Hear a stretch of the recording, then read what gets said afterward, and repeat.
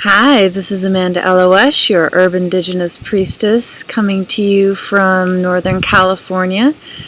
And I'm on week 3 of my brand new website, shooting my 3rd video, and just wanted to remind you why I'm here. I am here to show you how to turn your pain into limitless joy, call it spiritual composting, and to teach all of you amazing beings who are living life outside the box how to thrive and how to do it with grace and ease. So I'm really excited. I'm here in my backyard and it's a beautiful day.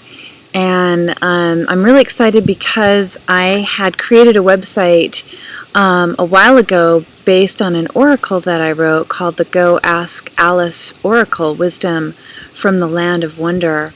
And I wanted to gather everything that I do under one umbrella so that I wasn't all scattered all over the place. And it feels really good to have everything in one lovely e-pad. Hope you've been to my new website, looked around, and for those of you who've jumped over from the Go Ask Alice website and newsletters, thank you so much for coming on over.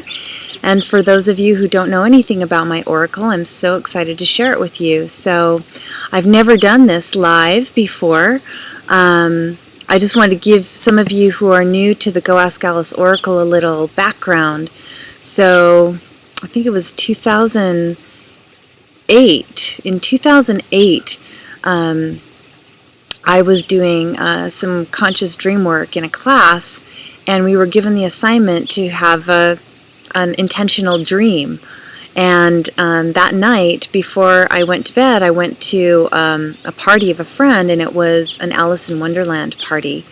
It was a theme party. It was a dress-up party. It was lots of fun. And before I left, I had everybody bless my head to help me have a really great dream. And my intention for my dream was to have a dream for the collective, an archetypal dream, so that when I shared my dream with other people, it would hold wisdom that they found pertinent to them. And so a dream for the collective. So I had everybody bless me, I had the collective bless me, and I went to bed that night and I meditated and I was really excited about this intentional dream, couldn't wait to see what was going to happen. And I woke up the next morning and I couldn't remember anything at all, and I was kind of disappointed. But as I took off to my class, all of a sudden I got this inspiration, and it was to look at the wisdom of Alice in Wonderland, because it's such a classic, it's so well loved, it's a classic, it's proved the test of time. And so I thought, well, maybe there's some archetypal wisdom in there for us. And so I picked it up really excited and started reading through it. And I read from beginning to end, and I just thought there's just a bunch of nonsense and gibberish in here. And I was like, what? So but I thought, no, I'm going to give it a second shot. And so I did a lot of meditation about it and really asked for guidance and help in being able to decipher the wisdom. And so I'd go into meditation, and then I would read, and I would really focus on one experience or one symbol or one character at a time. And it started to unfold itself for me, and I realized that each character or experience had its own special kind of nonsense, and it started to reveal itself for me. And so I started writing the Go Ask Alice Oracle and completed it, and wanted to turn it into a deck of cards that we all could use as an oracle, like the tarot, but it's not based on the tarot system. So it's been really difficult getting the right artist to do the cards. I'm still waiting for that piece to manifest. But I realized I didn't want to keep the wisdom on hold, and so I started posting a weekly blog where I put the cards up, and then it turned into a website, and it turned into a newsletter, and I was getting over 10,000 hits a month on my website, and it was kind of heartbreaking to shut it down, but it felt really good to bring it all together so that I could bring my divine feminine mystery, sacred with the holy, spiritual stuff, and bring it together with the Go Ask Alice, which is, fun, and it's a little more fun and playful, but it's still all me. And so I'm glad to bring it all together, and I hope it serves you well. So since I've already done the writing, and I really like the way that I wrote this, I'm going to read to you it's one of the very first cards that I wrote, and it's based on the White Rabbit. And I've got my tea here. I invite you to get your tea so that you can join me in having a little cup of tea together. Maybe biscuits and jam. Crumpets, I guess, is more appropriate. And so one of the first characters that we run into in the Alice in Wonderland adventures is the White Rabbit. And as you know, Alice is sitting on the side of the bank, kind of drifting in and out of sleep and daydreaming while her sister is reading to her. And she sees the White Rabbit go running by, and she chases him. And so this is the White Rabbit. This is what the White Rabbit has to say. "Oh, my ears and whiskers, how late it's getting." While the White Rabbit is constantly running around, frantically trying to get to the Queen of Hearts croquet party, Alice has all sorts of adventures, and she still makes it to the party without any trouble. The White Rabbit doesn't stop for one moment, and he doesn't seem to be enjoying himself very much either. For all of the hurrying he's doing, he doesn't seem to be accomplishing much. How is it that time is infinite and yet so limited for us? Perhaps it is because we experience time on this side of the looking glass, linearly. We seem to have to move through it as if it had a beginning and an end, one moment in front of another in front of another. Maybe, too, this is why we rush through time so quickly. We're trying to use up as much of it as possible, since it seems there is a shortage of it in our linear thinking. It makes sense, then, if we treat time as though it is linear with a beginning and an end, that rushing through it will bring us more quickly to the end of our time. That seems a bit counterproductive, wouldn't you say? This attempt at trying to use up as much time as possible, curiously, is the same thing that makes it feel as though there is never enough of it.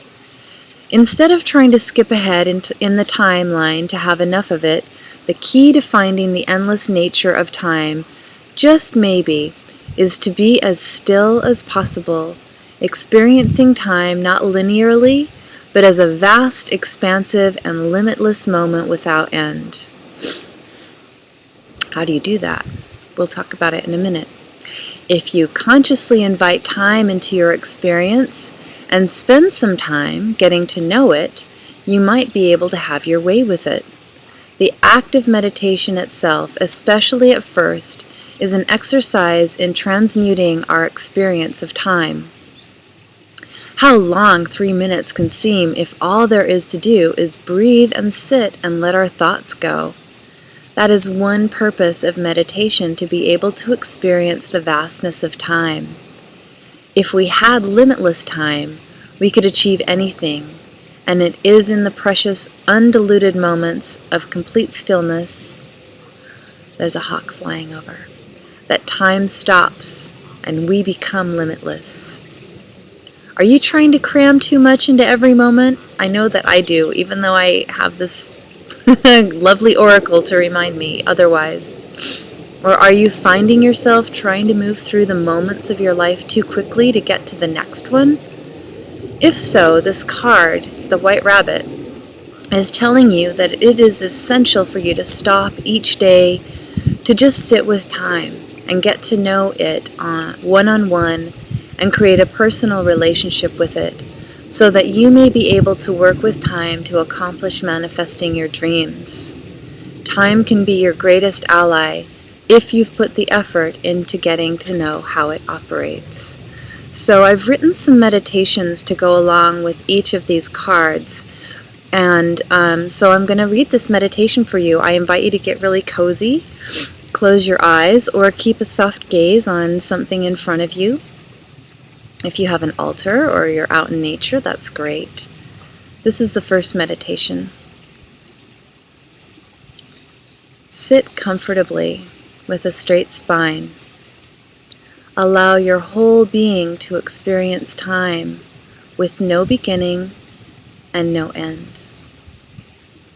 Imagine the costume, the imaginary persona we have placed on time as limited and finite, coming off to reveal the pure nakedness of time, which, without measure, becomes existence.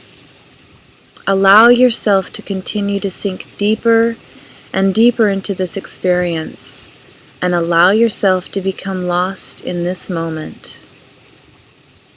As you come back into this reality, make note of how much linear time has passed. And I really love this one.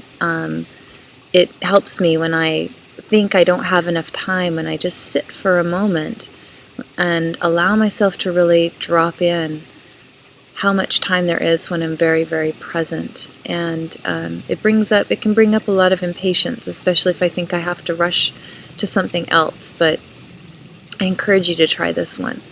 And soon I'm going to be recording these meditations and having them available as apps and as downloads that you can buy from my website. So yay, stay tuned for that.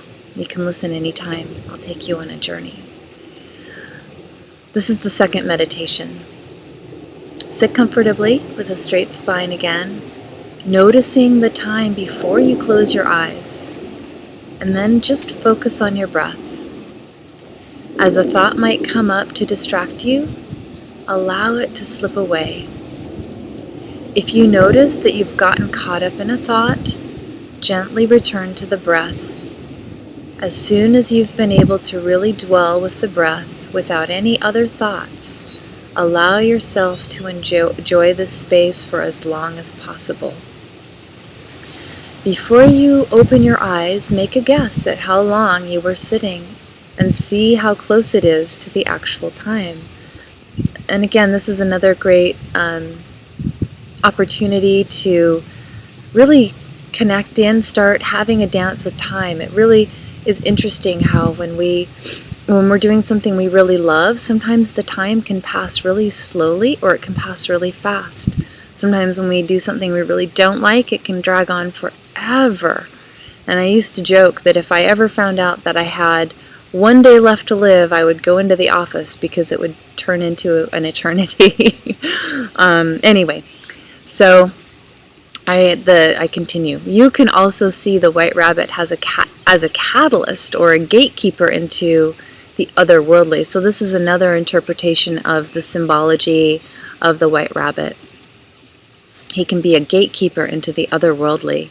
He's the first Wonderland creature Alice sees as she falls asleep and down the rabbit hole and into her dream journey. This card, the White Rabbit, may have appeared to let you know that you are not in an ordinary place in your life. A new world of wonder may await you if you can only take the time to venture into its open door, or open hole as the case may be. So this is the third meditation, and this is for this particular translation of the White Rabbit. Sit comfortably, maybe with some soothing music. Maybe you can hear the fountain, the waterfall going in the background. And making sure you will not be disturbed. And allow yourself to see a place in your mind that is in nature. Allow yourself to connect with some sort of animal guide. You can call him or her in, ask for an animal guide to come, and let this animal guide know that you are looking for passage into your own wonderland, and allow the adventure to begin. Notice how you pass into this place. Is it through a doorway? Is it through a hole? Is it through some magical portal? And then, as you arrive, ask your guide to help you go where you need to go. So as you arrive in your own underworld, your own wonderland, ask your guide to take you where you need to go. Do you encounter anyone or anything interesting along the way? What is your destination? What do you do in this place? Do you have any special powers, abilities, or insights while you're here? Notice the weather, colors, sounds, light, and feelings as you visit. When you are done exploring, let your animal guide know you would like to return back to the ordinary world and take your journey back. Do some journaling when you return and record everything you remember. You can continue to connect with this wonderland through your dreams, keeping a dream journal to write in when you wake up in the morning. And this is basically like a fantasy trip to the underworld. And it's definitely a connection to the subconscious mind. But allow yourself, just explore. This is an imaginary experience, just as Alice in Wonderland is. And there can be a lot of wisdom that arises when we let our imagination bubble up from the subconscious. There are a lot of great messages that are in there that we frequently don't give ourselves time to listen to. And so allowing yourself to have a nice little daydream and, consciously going in, especially with an animal guide, just as Alice did with the white rabbit, can really lead to a lot of insight. And if you're feeling like this is kind of over your head, don't worry about it. Give yourself an opportunity to just experience it. Make note of what it's like. And if you'd like some guidance and support in having these meditative journeys, feel free to contact me. My website is amandaeloesh.com or simply eloesh.com, ELOESH.com. I'll try to figure out again how to put to put it right here so that you can see it. Hopefully it's up there. But you can visit me at eloesh.com if you're coming to me from YouTube. Otherwise, thanks for visiting on my website. Thanks for checking me out. And if you do try out any of these meditations or have any experiences with time, standing still or moving fast or being limitless, please share in the comments below. I'd love to hear back from you. And let me know what you think. I'm just starting out and I'm here to serve. I'm here to teach unlimited joy and how to transform what's not working in your life into something that you really treasure. So give me your feedback. Let me know how I can help you. And before I close, I made a tea recipe to go with the white rabbit. So, get your tea. I'm drinking the tea.